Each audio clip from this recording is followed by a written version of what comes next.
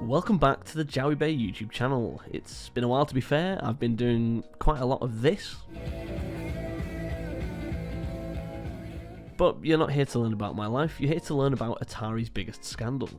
Today I'm going to walk you through Atari's Drivergate scandal. It's partly the age-old tale of a publisher pushing the developers to unrealistic limits, except there's a little bit more to it than that.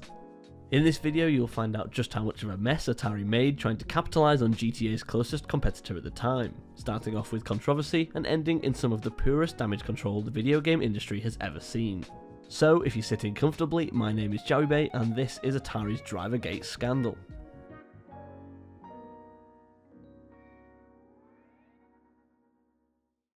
Reflections, a British-based video game development company formed in 1984, were not newbies when it came to creating vehicle-based video games, with their incredibly successful mid-90s releases of Destruction Derby 1 and 2, both games scoring overwhelmingly positive reviews.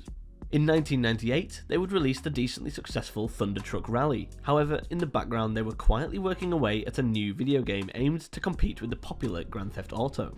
Drawing influence from 1970s cop movies such as Bullet and The Driver, it is probably no coincidence the game ended up being named Driver, a game where you play as an old racing driver turned undercover detective. With its 3D graphics and the ability to freely explore 4 real-life cities, its 1999 release blew GTA out of the water. It's important to note that in the same year Driver came out, Rockstar released GTA 2. It was a brilliant game, however with its top-down view and not overly realistic feel, the only thing that it held over Driver was the ability to get out of the car. So a year later, Reflections, now allied with Infogrames, who would later become Atari as their publisher, released Driver 2, and yes, they added the ability to get out of the car and steal yourself a new one. The game once again featured 4 major cities to explore, albeit slightly larger cities than the game's older brother. The Driver series at this point was absolutely drowning in success, and so development on the 3rd installment inevitably began straight away.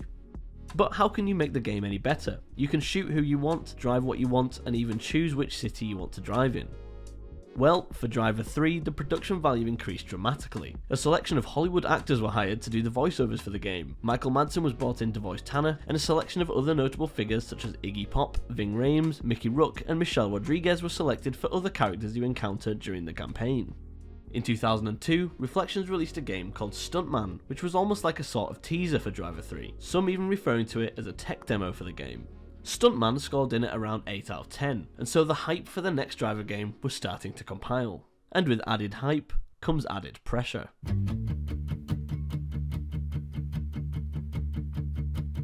By this point, GTA had moved from being top-down and 2-dimensional to matching Driver's ability for 3-dimensional open-world exploration in the form of 2001's GTA 3.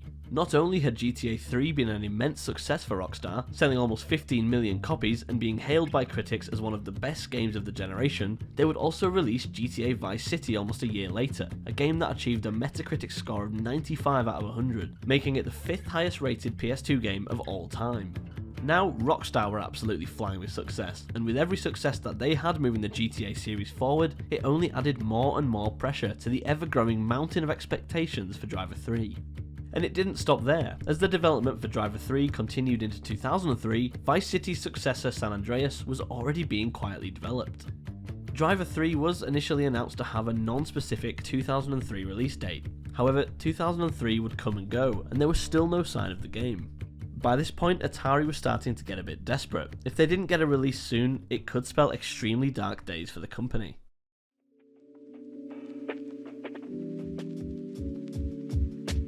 Atari's revenue figures for the 2003 financial year were falling below that of the previous, seeing a decline of $65 million compared to 2002.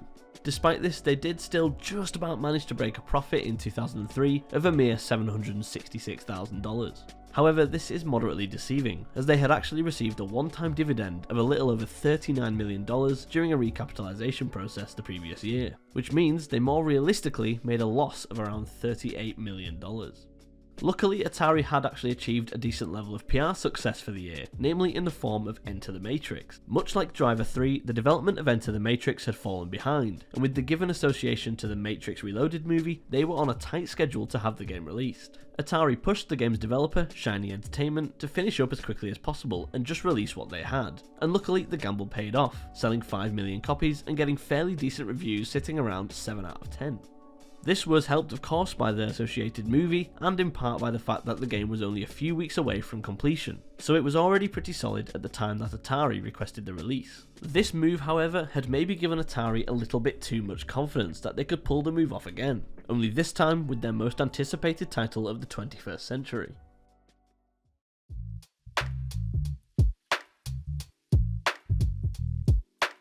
With a combination of the aforementioned monetary issues, the announcement that GTA San Andreas would be released at the end of 2004, and the fact that Driver 3 was already running almost a year past its initial release date, Atari knew they had to do something, otherwise Driver 3 was going to be a catastrophic failure. All of that, paired with the confidence they gained from the release of Enter the Matrix, they told Reflections that they had to tidy up what they had and get ready for a release. With news circulating that the game was finally going to be coming out, magazines were absolutely desperate to get their hands on an exclusive copy of the game, and two lucky magazines would get just the chance. PSM2 and Xbox World magazines were both given exclusive copies to play and review, and thankfully for all those people who had been waiting a long time for the next Driver installment, they could rest assured that the game was going to be brilliant, given the 9 out of 10 reviews that both magazines gave it. And then finally the day came. Atari had pushed Reflections as far as they could, but there was no more time, and in June 2004, Driver 3 was released to the world. With all the hype and the great magazine reviews, people flocked out to buy the game, which initially shot to number 1, selling around 150,000 copies in the UK on the first day. However, something wasn't quite right.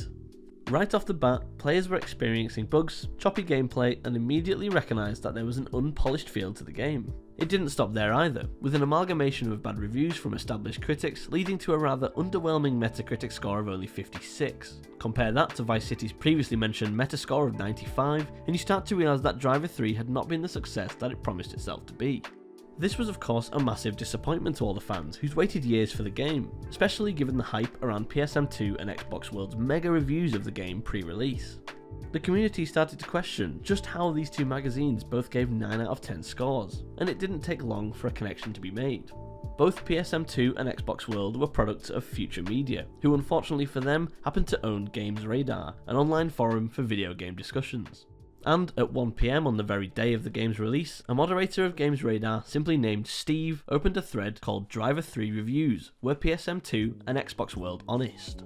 He starts off by politely asking people to shut up and listen, as what he has to say rightfully needs addressing.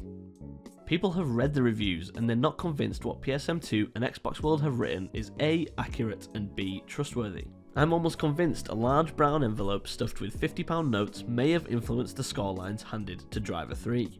As you can imagine, this thread caused quite the stir, a mixture of some people agreeing with Steve, some people defending the game, as well as quite a constructive and detailed discussion about whether a lamppost would stop a truck in real life or not. And after 24 hours and 8 pages of discussions, a comment by Xbox World's deputy editor Nick Ellis would acquire everyone's immediate attention. First off, I'd like to totally refute the suggestion that magazines, and specifically Xbox World, take bribes, monetary or otherwise, to inflate review scores. Never in 4 years of working at Future have I ever given a game an inflated score because A, I've been ordered to, or B, I've been thrown a bone. He goes on to claim it's a great game and that they stand by the review, but then mentions something interesting. Because of the long lead times for magazines, and the fact that it was an exclusive review, the code we reviewed was not final. We were made aware of some bugs in the game, and were promised that these would be sorted by the time of release. Now, you would think it would be worth mentioning in the review that the copy they were playing was an unfinished version, with declared bugs and glitches that were all intended to be repaired before release. That way, the magazine's back would be covered, and they could pin the blame on Atari for not fixing the bugs that they said they would. But again, the fact they never mentioned any of that would imply that something had gone on behind the scenes to make sure nobody knew of any bugs or issues within the game. I have no doubt that Reflections had intended to fix any issues, but simply didn't have the time based on the unrealistic schedule Atari had put them under with the rushed release. Nick would almost admit being wrong, but rather timidly tiptoed around the idea of changing the score. So with this in mind, perhaps a 9 was a little too enthusiastic. Perhaps. He then goes on a bit longer, saying some mildly contradicting statements, such as saying that scoring a game is actually down to personal opinion and taste, immediately after calling Game Central's score of 3 out of 10 just plain rubbish. Needless to say, the community didn't take lightly to the idea of them sticking by the review, believing if anything it made them look more suspicious. It was now time for some damage control. So many people were outraged at the magazines and Atari that they couldn't just sit back and do nothing. So what did they do to solve it? Did they put their hands up, admit that a mistake had been made, and take some blame? Perhaps change the reviews to reflect the more common opinion, or even make some new posts on the thread answering the readers' questions and concerns? In fact, they did quite the opposite.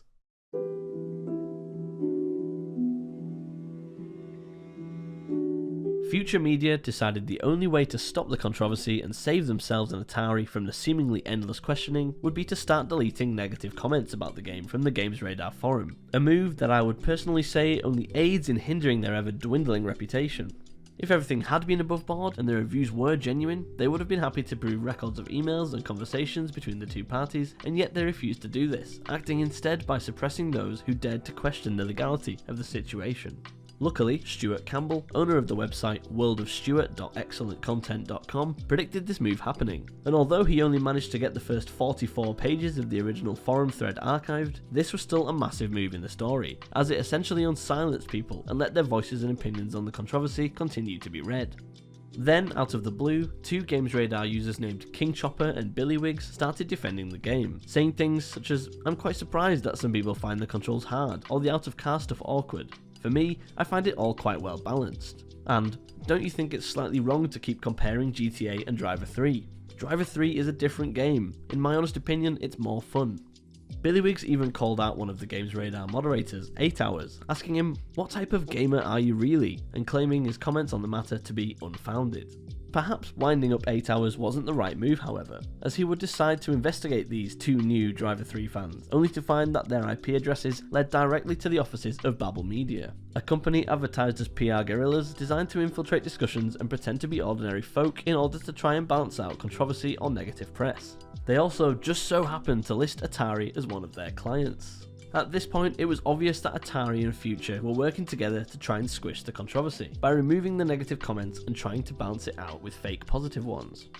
Initially, this claim was denied by both King Chopper and Billywigs, before eventually both claiming that they did work for Babel Media, but rather worked in a different department of the company, and that their comments about Driver 3 were completely personal to them and in no way affiliated with Babel Media or any of its clients, even if they were posting from their work computers. Shortly after this, it's no surprise that they would both disappear from the forum, but so would any mention ever of Driver 3.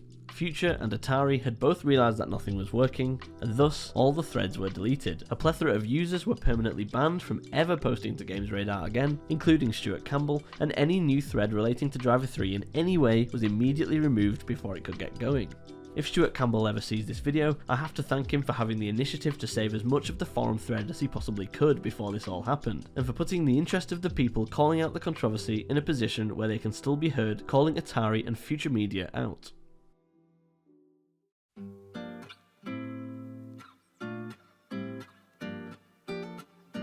Stuart may have saved the threads, but unfortunately for Atari, there was nothing they could do to save themselves. Driver 3 was a complete failure, selling only 760,000 copies worldwide. GTA San Andreas would come out later that year, selling over 21 million copies worldwide.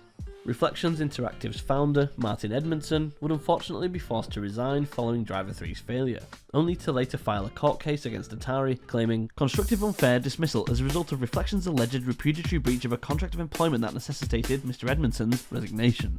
If I've understood the situation right, essentially what happened was Martin was forced to resign as per his contract because of a clause that was set out in it requiring him to hit certain sales targets. But with Driver 3 being a failure, he was unable to meet those targets, and his claim was that this was unfair, seeing as the reason the game flopped was because of Atari's actions. You know, rushing the release before it was finished, bribing 2 magazines to post fake high reviews, and then the ultimate finale of simply getting caught. And perhaps Atari knew that he had a leg to stand on, as they would settle the matter out of court, providing Martin Edmondson with $2.2 million paid in 12 monthly installments, as well as Atari stock shares valued at $2.1 million and an additional one-off lump sum of $400,000. I have my fingers crossed, however, that he cashed out his shares, as Atari would never quite claw back a recovery from the incident, ultimately selling both Reflections and the Driver franchise to Ubisoft, before inevitably declaring bankruptcy in January 2013. They did make a sort of underwhelming return in 2014 as some sort of online casino, as well as creating Atari Token, a decentralized cryptocurrency which they apparently use on their gambling websites. It's safe to say there were so many different points in the story where Atari could have done something differently. Of course, the first avenue to go down would have been to not bribe 2 magazines to give fake reviews, but even then after doing that, they could have handled the situation so much better. Maybe even admitting it would have resulted in slightly better sales, people happy that they admitted that they'd made this mistake. We keep seeing this, whether it's the video game industry or politics or whatever other situation you can be in. When a company is caught lying or even cheating the system by, for example, bribing magazines, they simply can't admit it. They have to let everything burn to the ground just to save their ego. Perhaps I am deeping it a little bit, but in this case you can see that the controversy was the start of a downhill spiral for Atari, and you can't help but wonder if they'd handled the situation differently, whether they could have saved themselves a little bit. That being said, if they had done that, this story wouldn't have even been half as interesting. I really appreciate you sticking around to watch this video. I'll be honest, I've had a brilliant time finally researching and writing a video again. I've got a bit of a quieter period with my whole guitar and all that, so I've got a lot more time, and I've got some ideas, so hopefully I'll get them out soon. If you've made it this far, then, you know, subscribe, like, and all that business. You know it means a lot to me, and I'm very grateful for the support I've always had on this channel. Hopefully I can get the ball rolling again with some videos. I know it used to all be speedrunning and stuff, but, you know, I've not really been immersed in the scene for a while, and I don't really know what's been going on, but, you know, there's going to be some speedrunning videos, there's going to be some non-speedrunning videos. You just got to keep your eye out for that, and the only way you can do that is by subscribing. But anyway, I've been Drivergate, and it's time for me to head out. Have a good one.